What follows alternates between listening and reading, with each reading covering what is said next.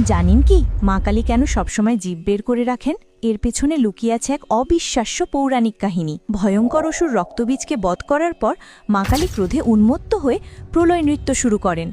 তারই ধ্বংসলীলায় ত্রিভুবন ধ্বংসের মুখে এসে দাঁড়ায়। দেবতারা ভয় পেয়ে ভগবান শিবের কাছে ছুটে গেলেন। একমাত্র তিনিই পারতেন এই ধ্বংসলীলা থামাতে। কিন্তু মায়ের ক্রোধ এতটাই তীব্র ছিল যে শিবের পক্ষেও তাকে আটকানো সম্ভব ছিল না। তাই তিনি একটি উপায় বের করলেন। তিনি নিজে সেই রণক্ষেত্রে গিয়ে সমস্ত মৃতদেহের মধ্যে শবের মতো নিশ্চল হয়ে শুয়ে পড়লেন।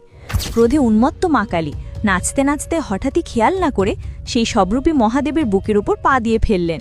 স্বামীর শরীরে পা লাগার সাথে সাথেই তার হুঁশ ফিরল। তিনি বুঝতে পারলেন ক্রোধের বশে কত বড় ভুল করে ফেলেছেন, আর সেই অনুশোচনা ও লজ্জায় তিনি নিজের জিভ বার করে ফেললেন। সেই মুহূর্তেই তার প্রলয়কারী রূপ শান্ত হয়ে যায় এবং সৃষ্টি ধ্বংসের হাত থেকে রক্ষা পায়। যদি সত্যিই মা কালীর উপর বিশ্বাস থাকে তাহলে ভিডিওটি লাইক ও সাবস্ক্রাইব করুন।